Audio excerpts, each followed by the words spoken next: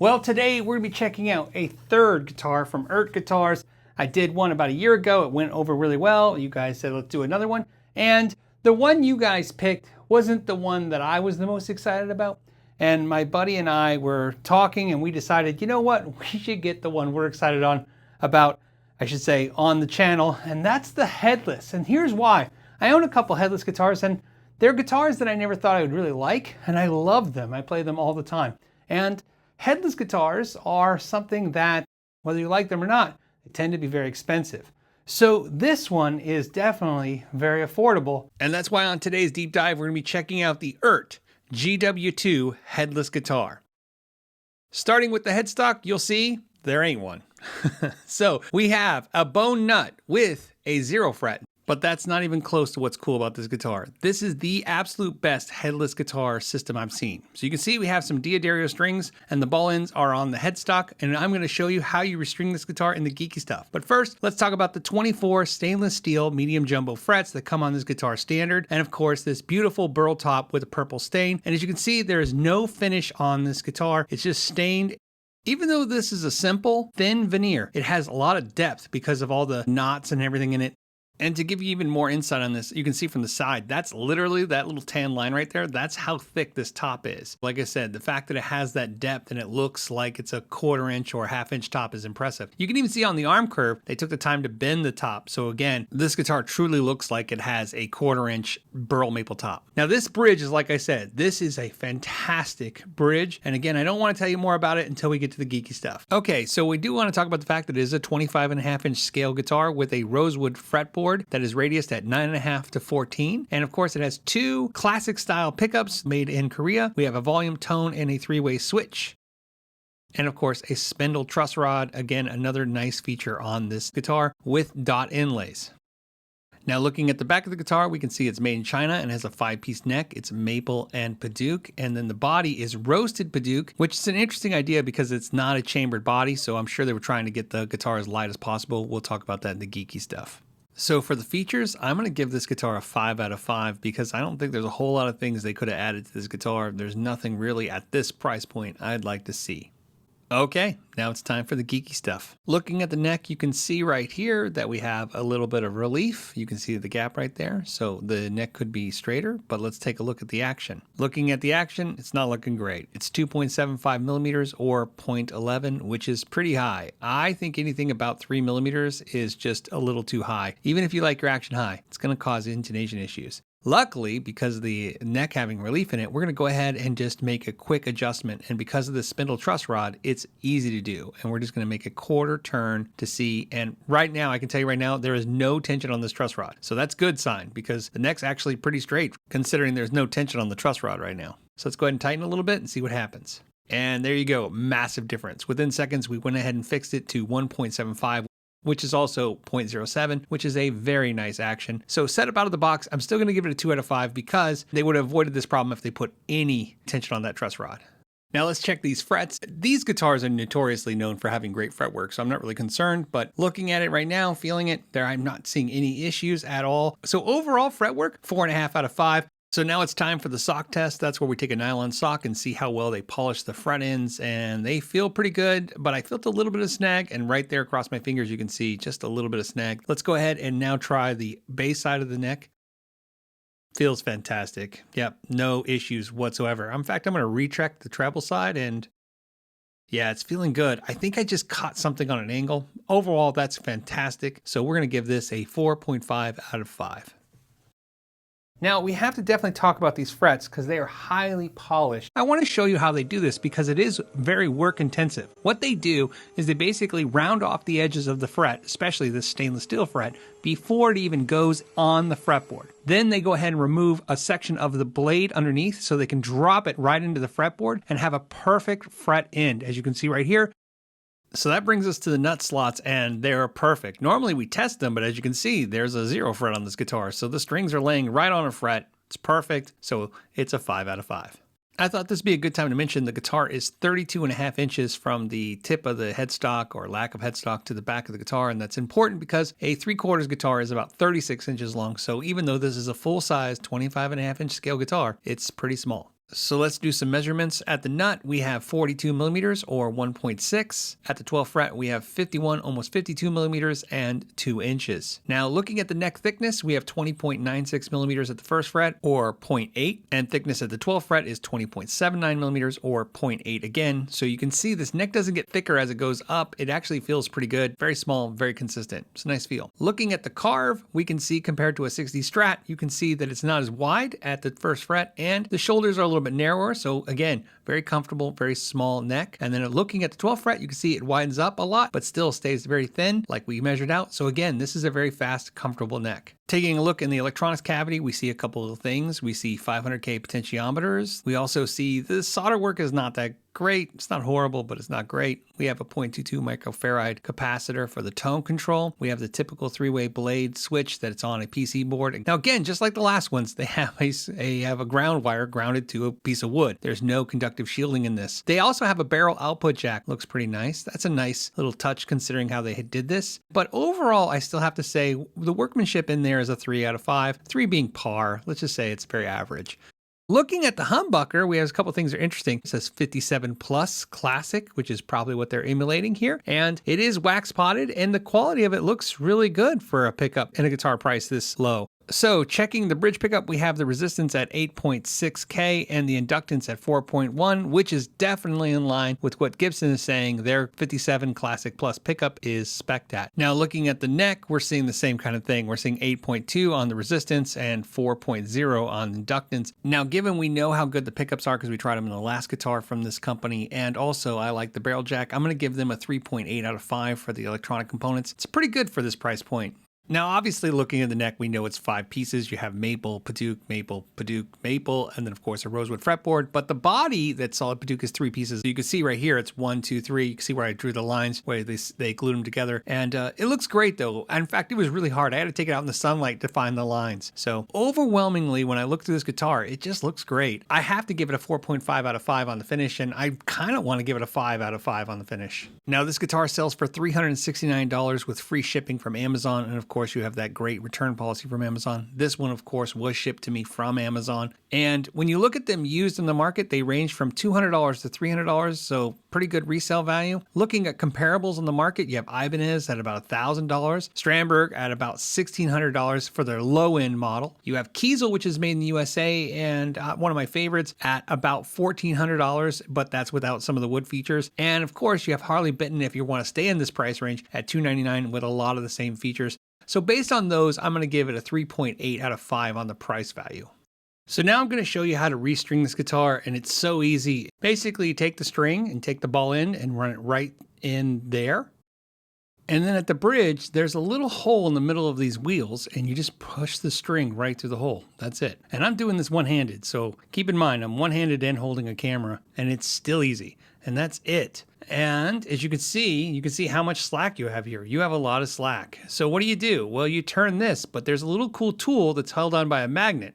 And it goes in and it just becomes a crank. And all you do is turn it clockwise. You don't have to do anything else. As you can see, the string's feeding in correctly the way it's supposed to. You just turn it. And you can see it's fast because you've got a crank. And there you go. That's it. Then once you're done and tuned up, you can take that and put it right back on the side. Now, this isn't their bridge. This is a licensed design, but it's a really cool system. And if you lose that crank or don't have it, you can use the fine adjusters just like a Floyd Rose. It's pretty easy. Now, like I said earlier, this is not chambered and it is Padauk, which is a heavy wood, and it still comes in at 6.7 pounds. Now, with the convenience of the truss rod adjustment, the bridge, the restringing ability, I would give this a 3.8 out of 5 for maintenance difficulty. The only thing that gives it any kind of negative score at all is the fact that that tool is cool, but of course, you could lose it, and that would make the whole process a little longer.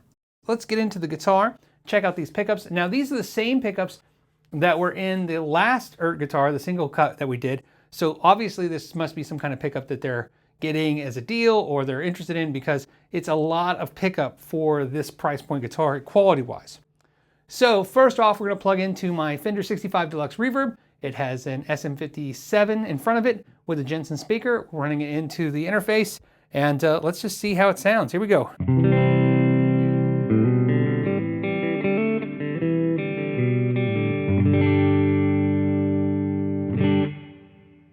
It has the same kind of tone as that single cut guitar. There's definitely, again, a mid definition to the pickups.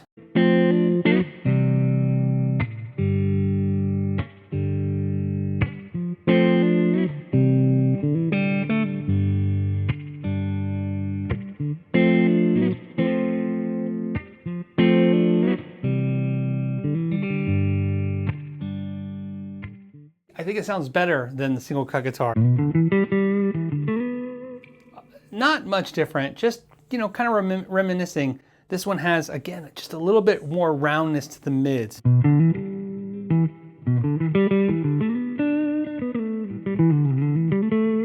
Now, if you've never played a headless style guitar, one of the things you need to be aware of is that they can feel kind of like small, so you kind of lean over them.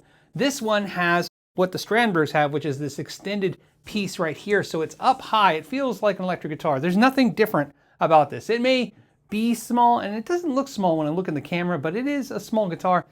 It feels full size, because it is full size, but I mean, it feels that way. All right, so let's go through the pickups. Here we go. Here's the neck pickup.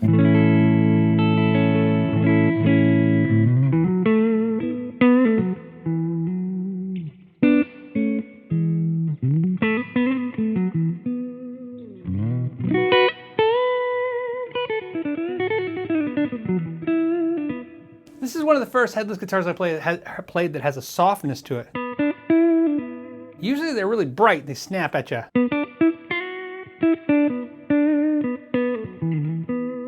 This sounds really good. Let's go to the middle position.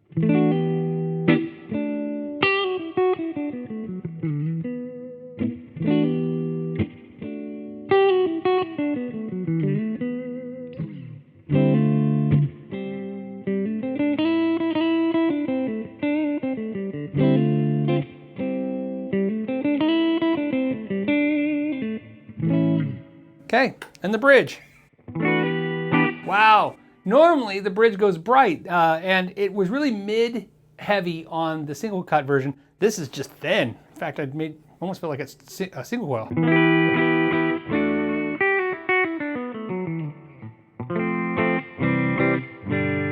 I don't dislike it, but it's different. I was not expecting it. Listen to this, how big this sounds.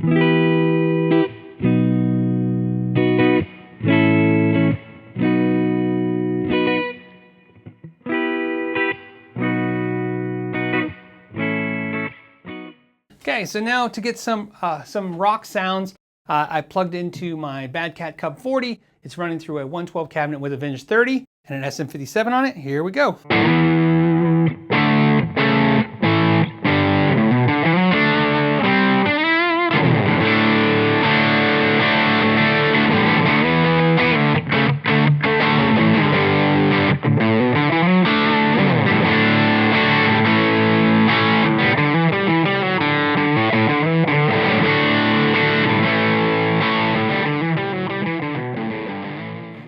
Okay, neck pickup. And again, rounds off, drops a little bit.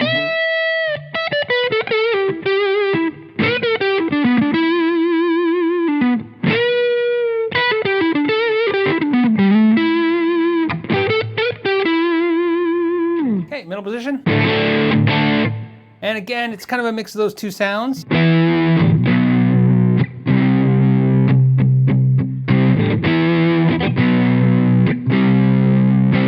Okay, so now what we did is I hooked up the Engel Fireball 25. It's running through the same 112 cabinet with the SM57. Let's see how aggressive the guitar gets.